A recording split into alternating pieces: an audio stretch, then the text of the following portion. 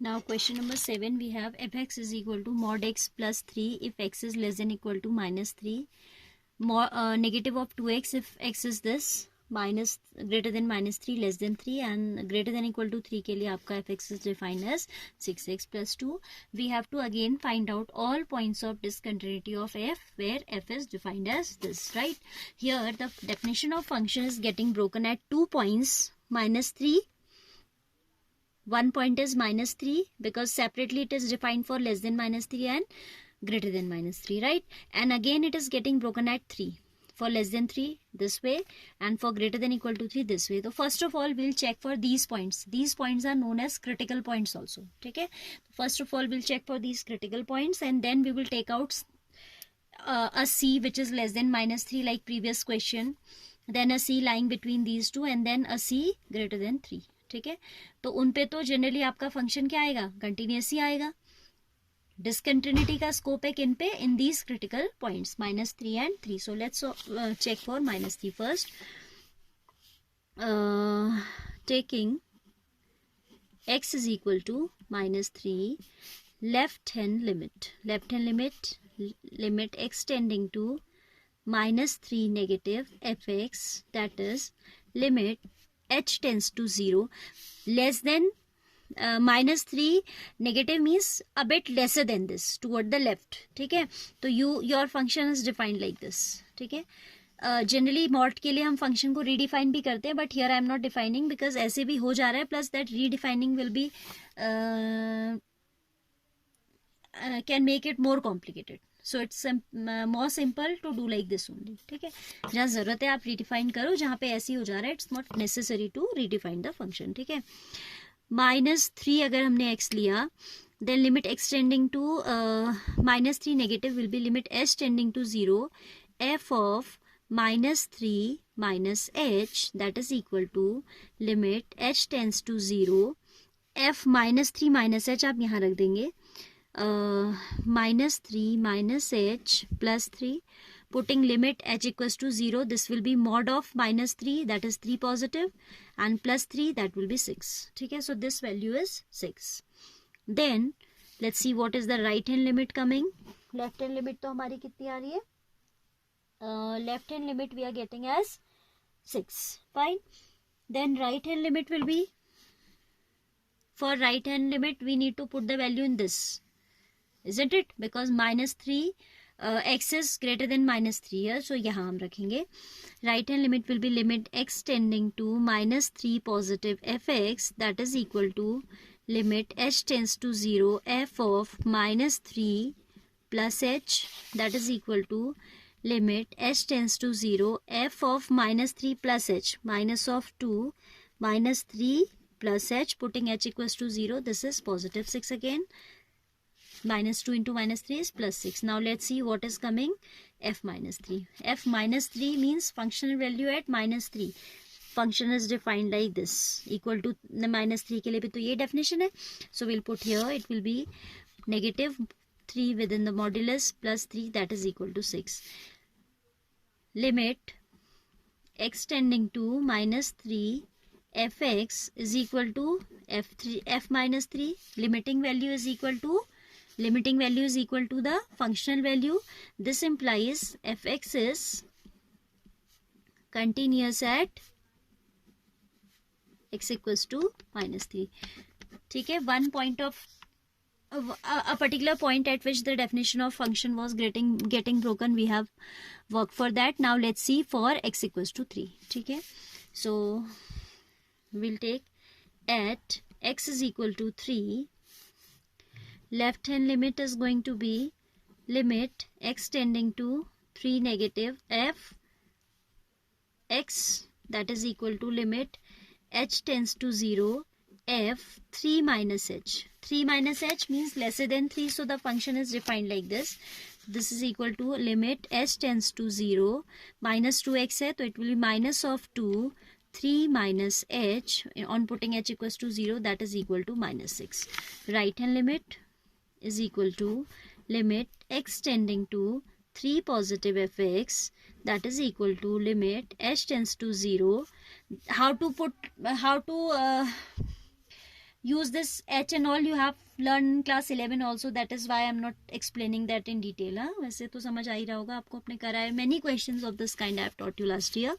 ठीक है, right hand limit के लिए आप क्या लेते हो, 3 प्लस एच ले लेते हो, तो it will be F 3 plus H that is equal to limit H tending to 0.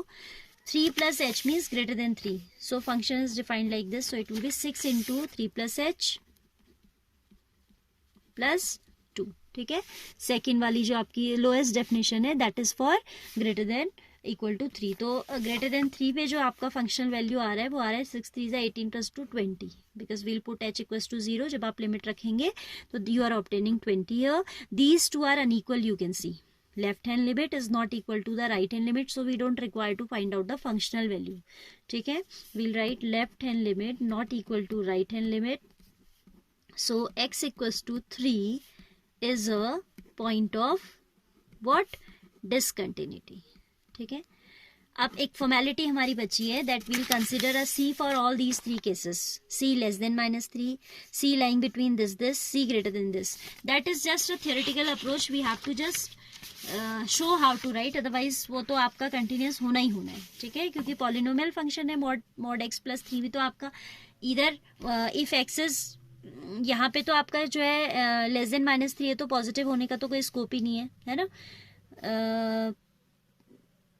मेरा कहने का मतलब है that x is less than -3, तो every time the sign will change, ये कहना चाह रही हूँ मैं. ठीक है, तो जैसे अदरवाइज तो हमारा ये होता है कि मॉड एक्स की डेफिनेशन पे जाना पड़ता है ना, मैं ग्रेटर देन 0 और लेस देन 0, बट यहाँ पे हमारा जो इस पर्टिकुलर केस में है x is always less than equal to -3. If it is -3 or it is less than -3, in both the condition when the modulus will be opened the sign will be changed. ठीक है, तो ये मैं बता रही थी. Now taking x equals to c, for this case I am taking, so I'll write less than equal to -3. Limit x tending to c f x will be equal to mod c plus 3, that is it is less than equal to -3. तो c जब आपका -3 से छोटा या -3 के equal होगा तो हर बार आपका मॉड्यूलस हटाने पे वो पॉजिटिव हो जाएगा, इजंट इट, पॉजिटिव रहेगा. So either you can leave like this only और you can write it as c plus 3 also. ठीक है, या आप इसे छोड़ो, आप सीधे लिख दो f c is equal to f c भी तो ये आएगा मॉड c प्लस 3. ठीक है, so limiting value is equal to functional value for which case, first case. Now taking x equals to c such that c lies between -3 and 3. अब हमने एक c choose किया जो इस रेंज में लाई करता है. then limit x tending to c f x will be how much? minus of 2c, x की प्लेस पे c आ जाएगा, and that is equal to the functional value also. ठीक है, अगर आप इसकी लेफ्ट और राइट लिमिट निकाल के दिखाते हो, I am telling you for your means just satisfaction I can say, otherwise it's not required to be show ना. ये वर्किंग दिखाने की बिल्कुल भी जरूरत नहीं होती है, फिर भी मैं दिखा देती हूँ कि आपको थोड़ा सा अच्छे से समझ आ जाए. लाइक मुझे अगर अलग अलग निकालनी है, लेफ्ट हैंड लिमिट मुझे अलग निकालनी है एंड राइट हैंड लिमिट मुझे अलग निकालनी है. लेफ्ट हैंड लिमिट की जब हम बात करेंगे, हम कह रहे हैं कि c such that c lies between -3 and 3, तो इनका जो नेबरिंग पॉइंट होगा c minus h as well as c plus h, one left hand neighbor point we take and one right neighboring point, right side neighboring point we take, both will be full lying in this range only.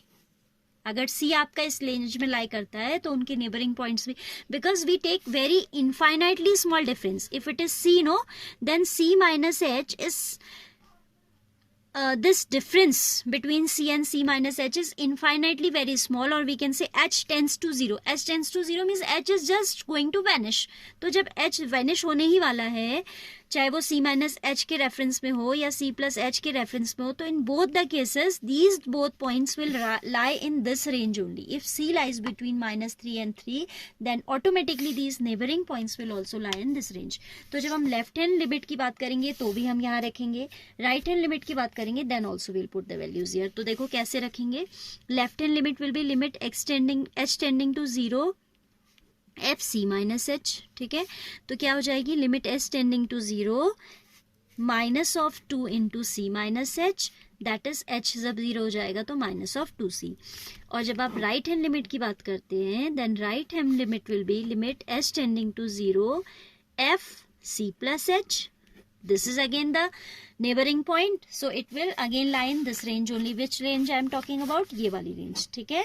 तो function आपका कैसे defined होगा? Limit s tending to 0 -2c plus h। जो difference है चाहे वो -h है चाहे वो +h है उसने तो वैनिश हो जाना है लिमिट रखने पे। So obviously whatever is remained after putting the limit that will be same. तो left hand limit is coming equal to right hand limit, you can see. So you will never show it separately for the two values. I am saying that this is just a formality to be shown, तो आप इसको formality की तरह ही करोगे, थोड़ा थोड़ा सा ही लिखोगे, ठीक है। बट आपको इसकी डिटेल वर्किंग पता होनी चाहिए कि क्या करना होता है, ठीक है। But it's not required to be done in exams. So limiting value is coming -2c and functional value is also coming this. यहाँ पे हमें लिखना चाहिए था so fx is continuous for all c less than equal to -3. यहाँ आप लिखेंगे so fx is continuous for all c greater than -3 and less than 3. Now one more case is left. Taking c greater than equal to 3. Limit x tending to c f x will be equal to 6c plus 2. यहाँ रख देंगे ना 6c plus 2 and this is equal to the functional value also fc. Therefore fx is continuous for all c greater than equal to 3. Children, what is the sense of doing this? What is the use of doing this? क्योंकि जब हम बात कर रहे हैं वो कह रहे हैं कि find all the points of discontinuity. It means we have to talk about the entire real line. So this way we have covered the entire real line. जैसे ये आपकी रियल नंबर है, लाइन है, -3 and 3 हमारे क्या है? Critical points हैं. We have check for this point, we have check for this point also. Now पहला केस था लेस देन -3, तो आपने इसका लेफ्ट पोर्शन कवर किया. Then second case was between these two, है ना, -3 से बड़ा और 3 से छोटा, तो ये भी हमने कवर कर लिया. देन ग्रेटर देन 3, तो हमने ये भी कवर कर लिया. It means we have covered the entire real line and we have got only one point of discontinuity, that was I think +3 था ना. x = 3 is a point of discontinuity, हमने previous page में किया था. Hence x = 3 is a point of, is the only point of discontinuity also, you can write point of discontinuity, right? Here I have skipped question number 5. nahi, question number 6 I told you, question number 5 I have skipped, so you need to try that yourself, ठीक है. Then question 8 and 9 are similar, I'll take one of these. Then 10 and 11, out of these two also I will take only one, ठीक है.